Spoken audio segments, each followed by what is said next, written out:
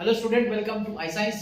आज जो मैं आपके सामने क्वेश्चन लाया हूँ वो है chapter mechanical properties of solids.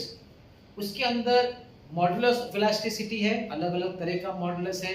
उसमें से एक मॉडुलस ऑफ इलास्टिसिटी जिसका नाम है यंग्स मॉडुलस। तो यहाँ पे जो आपके सामने क्वेश्चन है वो यंग्स मॉडुलस पे है।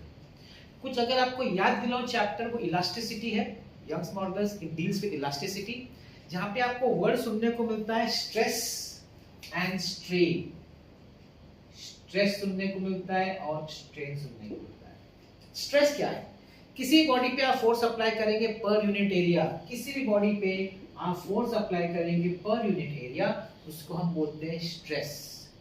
और स्ट्रेन क्या है? जब आप किसी बॉडी पे फोर्स अप्लाई करते हैं पर यूनिट एरिया और उस बॉडी का डायमेंशन में अगर बदलाव होता है, डायमेंशन में बदलाव होता है, change in dimensions, change in dimensions upon original dimensions, उसके डायमेंशन में अगर बदलाव होता है compare to the original dimension, उस रेशियो को हम बोलते हैं स्ट्रेन। और stress upon strain, stress upon strain, जब इसका रेशियो लेते हैं इसको हम बोलते हैं मॉडुलस ऑफ इलास्टिसिटी। अब मॉडुलस ऑफ इलास्टिसिटी तीन तरह के होते हैं। क्यों? क्योंकि जो स्ट्रेन होता है वो भी तीन तरह का होता है। कैसे? अभी डायमेंशंस किसी बॉडी का, देखिए ये सॉलिड्स की बात हो रही है, ये टॉपिक जो है मैकेनिकल प्रॉपर्टी ऑफ सॉलिड्स है, ठीक है ना। तो सॉलिड्स में जो चेंजेस होता है वो तीन तरह के हो सकते हैं। एक हो सकता है अलोंग द लेंथ, इलोंगेशन। एक हो सकता है इन टर्म्स ऑफ वॉल्यूम, उसको हम लोग मैं नाम बताऊंगा। और तीसरा जो होता है ना वो you can say tangential force apply करके उसका शेप चेंज होता है। ये तीन तरीके से आप डायमेंशंस चेंज कर सकते हैं, लेंथ वाइज, वॉल्यूम वाइज और शेप वाइज। शेप भी आप चेंज कर सकते हैं टेंजेंशियल फोर्स अप्लाई करके। तो उसके हिसाब से तीन मॉडुलस ऑफ इलास्टिसिटी बन जाती है। एक होता है अगर लेंथ वाइज चेंज होता है तो उसको हम बोलते हैं Young's modulus. Volume wise change होता है तो उसको हम बोलते हैं बल्क मॉडुलस। और शियरिंग आप जानते हो कि शियरिंग टेंजेंशियल फोर्स अप्लाई करते हैं तो उसको बोलते हैं मॉडुलस ऑफ रिजिडिटी। तो इस तरह के तीन मॉडुलस है। मैं बात कर रहा हूं यंग्स मॉडुलस की। We are talking about Young's modulus. तो फॉर्मूला तो यही रहेगा स्ट्रेस अपॉन स्ट्रेन, लेकिन कौन सा वाला? Along the length, along the wire. तो इसीलिए यहाँ पे आप क्वेश्चन अगर ध्यान से देखें तो maximum elongation of the steel wire, यहाँ पे वर्ड वायर यूज किया, तो वायर में जो डायमेंशन चेंज होगा वो उसका लेंथ चेंज होगा। उन्होंने बोला भी इलोंगेशन वर्ड यूज किया भी यहाँ पे। So they are talking about the length, क्योंकि यहाँ पे जब यंग्स मॉडुलस की बात हो रही है तो डायमेंशन जो चेंज होगा वो लेंथ का चेंज होगा, इसलिए वर्ड इलोंगेशन। स्टील वायर का लेंथ दिया हुआ है 1 मीटर, उसमें लेंथ चेंज हो रहा है। अगर उसकी इलास्टिक लिमिट स्टील की और उसकी यंग्स मॉडुलस, ये इलास्टिक लिमिट है और ये यंग्स मॉडुलस है, तो पूछा है मैक्सिमम इलोंगेशन कितना होगा, दैट इज द क्वेश्चन। मतलब ये चेंज इन डायमेंशन कितना होगा length wise, that is the question. अब देखिए यहाँ पे एक क्वेश्चन आएगा कि सर यंग्स मॉडुलस तो समझ में आता है, इलोंगेशन भी समझ में आता है। इलोंगेशन हमको यहाँ से मिलेगा स्ट्रेन से, लेकिन ये क्या दिया है? ये आपका इलास्टिक लिमिट क्या है? What is the meaning of this elastic limit? अगर आपको याद हो, इसमें एक लॉ है जिसको हम बोलते हैं हुक्स लॉ। हुक्स लॉ, ये साइंटिस्ट था, उसने स्टडी किया था स्ट्रेस और स्ट्रेन का, उसने ग्राफ बनाया था स्ट्रेस वर्सेस स्ट्रेन का। उसने क्या बोला था? उसमें था विद इन इलास्टिक लिमिट। ध्यान रखिए उसका वर्ड क्लियर था, within elastic limit stress is directly proportional to strain. Straight line word important है, विद इन इलास्टिक लिमिट। अब यहां भी वर्ड यूज हुआ है, देखिए इलास्टिक लिमिट। क्या मतलब है? मतलब कि stress, maximum stress, elastic limit अगर बोल दिया, इलास्टिक लिमिट अगर आपको वर्ड यूज किया हुआ है, मतलब जो स्ट्रेस अप्लाई किया उस बॉडी पे वो मैक्सिमम है, क्योंकि वहीं तक हुक्स लॉ अप्लाई होता है जो कि डायरेक्टली प्रोपोर्शनल है। तो यहाँ पे जो आपको वर्ड इलास्टिक लिमिट है ना, इधर इलास्टिक लिमिट, मतलब ये है मैक्सिमम स्ट्रेस। मैं लिख रहा हूं स्ट्रेस मैक्सिमम, ये दिया आपको, मगर स्ट्रेस वर्ड यूज नहीं किया, इलास्टिक लिमिट यूज किया है।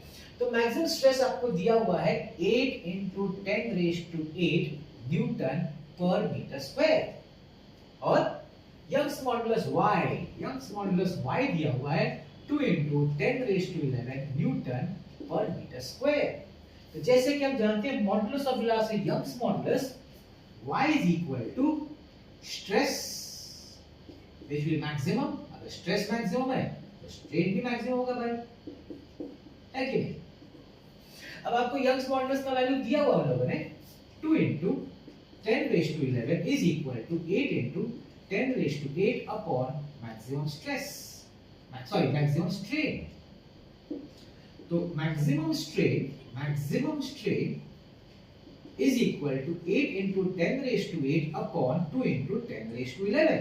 ये 2 4 ये कटेगा 4 × 10⁻³ स्ट्रेन क्या है, मैंने आपको बताया स्ट्रेन मतलब change in dimension upon original dimension.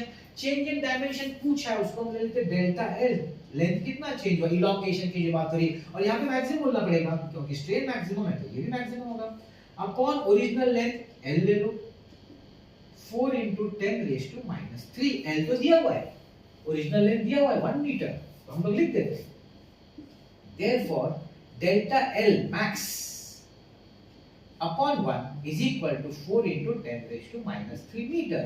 अब आंसर दिया गया मिलीमीटर, ठीक है ना, 10⁻³ is for millimeter, 10⁻³ metre is 1 millimeter, तो ये हो गया आपका 4 millimeter and the option is C।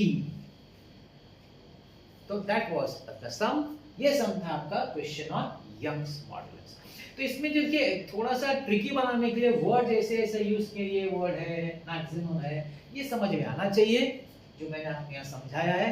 देखिए मैं हर बार बताता हूँ कि मैं जब कोई भी PYQ सॉल्व करता हूँ सिर्फ फॉर्मूला देके सम खत्म नहीं करता, मैं उसके पीछे का जो कंसेप्ट है वो भी समझाता हूँ कि कई लोग भूल गए होंगे, कई लोग को याद नहीं होगा, कई लोग को समझ नहीं आया होगा, तो वो सब कंसिडर करते हुए पहले मैं कंसेप्ट समझाता हूँ, क्योंकि आपका रिफ्रेश हो जाता है कंसेप्ट, है कि नहीं। कंसेप्ट रिफ्रेश हो गया तो सब चीज समझने में बड़ी आसानी हो जाती है। और भी मेरा मानना है कि नीट का सीटी, नीट, जेईई मेंस और जेईई एडवांस में सबसे इजी फिजिक्स नीट का होता है। फिर भी अब ये 2024 का है, फिर भी नीट के बच्चों को फिजिक्स डिफिकल्ट होता है। तो मेरा आपको एडवाइस है क्या करिए, पहली बार प्रैक्टिस तो चलो आप चैप्टर वाइज आपने जहाँ भी पढ़ा है क्लासेस में जहाँ पढ़ा आपने चैप्टर वाइज प्रिपेयर किया, लेकिन जब आप second time third time practice कर रहे हैं ना तो चैप्टर वाइज मत करिए। आप एक चैप्टर लीजिए, ग्रेविटेशन का एक सम उठाइए, कि कहीं से सर्किट का सम उठाइए, कहीं से मैग्नेटिज्म का सम उठाइए, कहीं से वर्क पावर का सम उठाइए, ऐसे अलग अलग सम उठा के सॉल्व करिए। लगेगा आपके तो ये कौन सा तरीका है, ये कोई तरीका थोड़ी है, यही तो प्रॉब्लम। जब ये तरीका आप अपनाएंगे ना तो ही क्रैक करेंगे फिजिक्स को। क्यों? आप वही पर वैसे ही परफॉर्म करते जैसे आपने अपने ब्रेन को ट्रेन किया हुआ है। सिंपल है।